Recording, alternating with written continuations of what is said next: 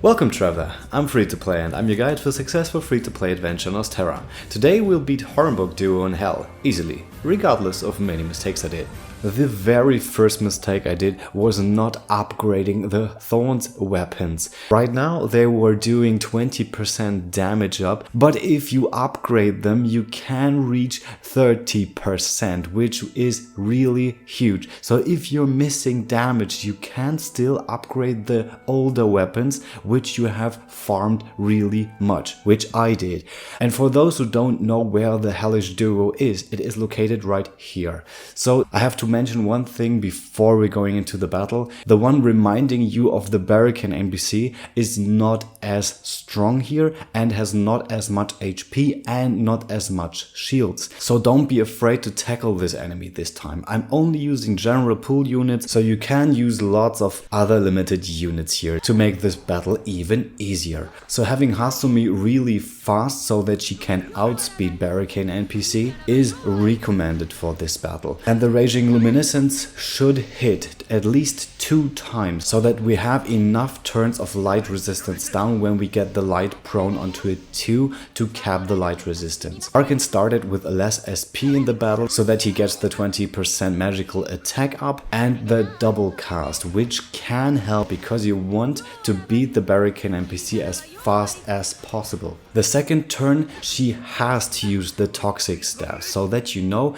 in the third turn she will use the volatile toxic staff. So you don't have to taunt, you can just use the A4 of Serenoa here. Here comes my second really bad mistake. I did the physical defense down on this enemy with this ally and I thought, okay, why is it not increasing in turns with the elemental defense down? And I thought it has to be some kind of bug or something, and that's why I used the same ally again in the next turn. So that's really bad. That's why I had to do the bemusing strat in the next turns to cap the elemental defense down, but I could have used these turns otherwise, so like buffing the group or so just a bit more efficient here. Okay, we're going for the breaking turn. The Child of the Dance comes for all those units which are needed to take the Barricade NPC down, and we're only using 2 BP on the Celestial Song because I want to have as much damage as possible. So we have the repeated area luckily, which was very nice, but even Soleil doing really good damage here.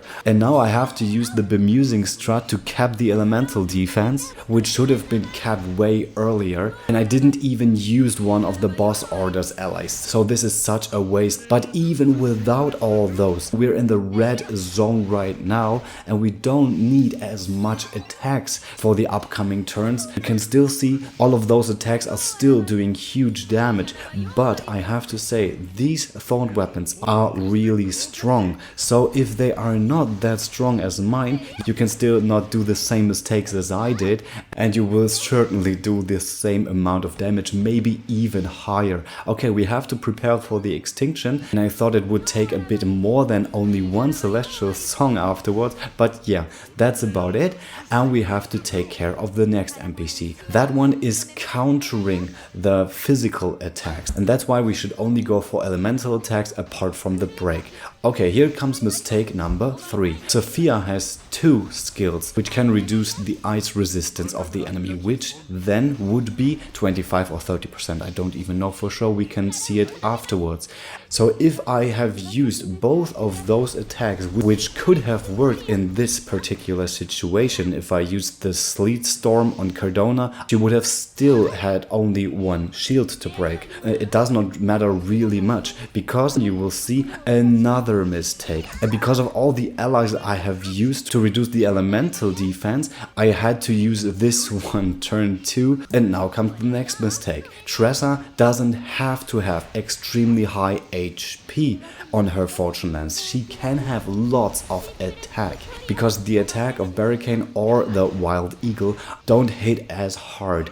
Okay, I didn't know that before the battle, so I can't call this a mistake at all. but it's good for you to know that you can equip a really high offensive Lance of Fortune on Tressa too. But with all the damage, you can clearly see this won't take any longer. So there are even allies who can restore the HP now of the front row, but you can see it is not needed here. The NPC is really weak, so you don't have to do that. Just equip the best physical defense equipment and you should be good here. And the Wild Edge is getting serious, but we don't really care. The second child of the dance is approaching, which we don't really need, but this turn will be the one we are going for the break anyway, and in the break it is just enough for Cyrus to take the Wild Eagle down. Okay, this was my very first attempt and I had to share it with you guys that you don't have to plan everything out in detail here. It just works very fluently with this team composition, and with all the mistakes I did, you can profit from that, not doing those two, so that you have an even better time with this NPC and get 200 rubies for yourself. Okay, let's take a look at the team composition now. I know lots of my characters here are at A4, but this doesn't really matter, trust me. The damage was not really high and Soleil's regen is so huge that you will be at full HP at every turn, so don't you worry there.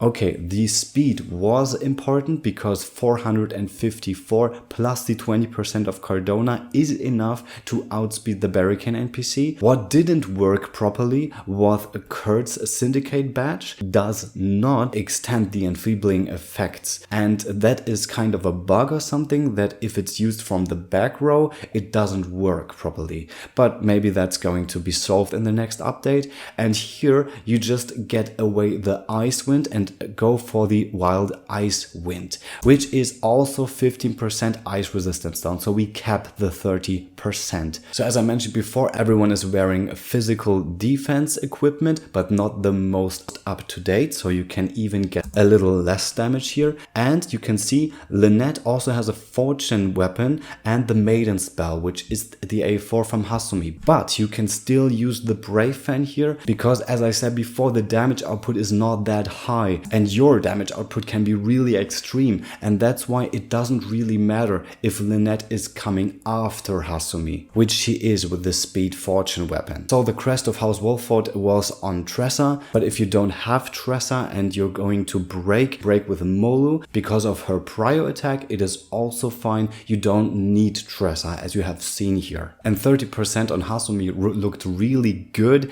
and with Lynette always switching around, this buff won't get away so fast. I had to equip a Hollow Hell fan with speed up on Hasumi so that she has enough speed, but you can see 15% Celestial Song is really nice, and Soleil's got a really great Axe of Fortune, which gives her really much elemental attack up so that the regen is really strong. And I already talked about that, the Lance of Fortune on Tressa was the wrong choice, so you can use a really offensive one, and Varkin being extremely strong too, and also hit once with his repeated area, which was also very nice. So if you have any more questions about this battle, please write them in the comments or write in my Discord group. And if you'd like this channel to class up, I really appreciate a subscription and thumbs up. See you next time, you're free to play.